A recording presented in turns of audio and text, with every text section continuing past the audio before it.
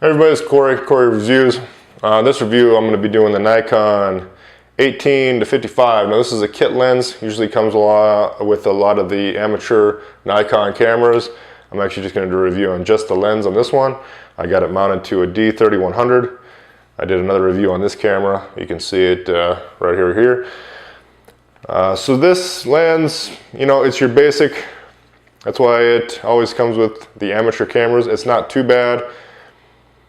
But you know, it definitely has some problems, and you should probably look at upgrading it as soon as you're ready. But wait till you're ready, so you're not just wasting money. So this goes from a pretty good zoom range, goes from a wide 18 to a pretty normal 55. As you can see, the lens extends a little bit. It's very small, very light. I already got the camera on here. You can actually see if I throw the old lens cap on. So it comes with lens cap and a back, obviously. So as you can see, the autofocus, it's not really blazing, I'll say that. But you know, it'll get the job done if you got plenty of time. That's actually pretty slow. This lens actually seems to be making just a little bit of noise. But you know, it's cheap, it's plastic. I wouldn't recommend going out and buying one unless you actually had to. If you need one, you can pick them up on Craigslist or eBay. People are always unloaded. They're used ones as they upgrade. You can get them from anywhere. You can get them for about $100, even less maybe. This one's got the VR, so that's nice. That's going to help you out in some low light situations, but it's not going to help you with anything that's moving. But you know, if you're going to get one, they make this with the non-VR. I definitely go for the VR, since that's going to help you with it's like your indoor shots. If you got some low light, it's going to help you a little bit. But if any of your subjects are moving, it's not going to help you at all. All in all, you know, it doesn't have your focusing window, so you can't actually see the measurements of your distance of how, like, you know, how many feet all the way down to infinity. So that's a negative.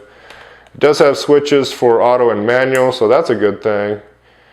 You can actually just one click and then you can do your manually focusing, and it's nice and smooth. Then you can turn your VR on and off. So if you're working on a tripod, you don't want that VR on because it actually can give you a little bit of lens shake. But for what it is, it's not too bad. I definitely wouldn't recommend going out and buying one new. This lens right here is about $250. From, like, say, Best Buy. The only good thing about getting one new is you're going to get Nikon's awesome 5-year warranty, which is pretty industry leading. But for a lens like this, you know, you don't need to buy it new. Buy it used. If you end up breaking it, just go find another one, or it's time to upgrade, because I guarantee if you drop this on some concrete, it's going to be toast. You know, sharpness, I've had one, I've used this one.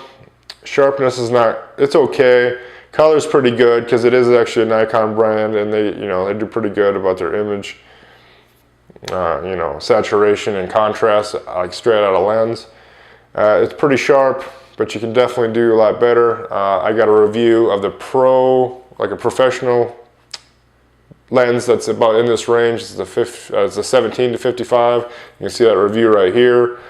That's a much more expensive lens, and you can pretty much get the same images out of this one, but it's a lot slower too, being it's, you know, at the wide side it's going to be a 3.5 aperture, and zoomed all the way out it's going to go all the way down to 5.6.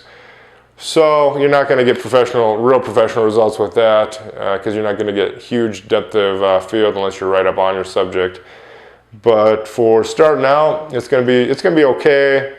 You know, to start learning, and it's definitely nice to have a nice light lens. So if you're just going around just doing some snapshots, this would definitely be a lens to take, because it's not going to be very taxing as you carry it around all day. But all in all, you know, it's not a bad lens. I wouldn't exactly say I'd recommend it. If you need it, and if you need that range, definitely go for it, because it's a very cheap lens. I'd recommend this lens over the third-party lenses because of compatibility issues you might have. Plus, you know, it's made by Nikon, so it's not too bad. You know, it's just their cheapest one, so just know that going into it. But, you know, to get the job, get the job done. Take it around, do all your learning with it and then upgrade, and then, you know, sell this, like I said, on eBay or Craigslist, and just get rid of it and don't look back. So that's about all I got for this review. Stay tuned for a couple more. I got a couple more Nikon reviews coming up, and thanks for watching. We'll see you.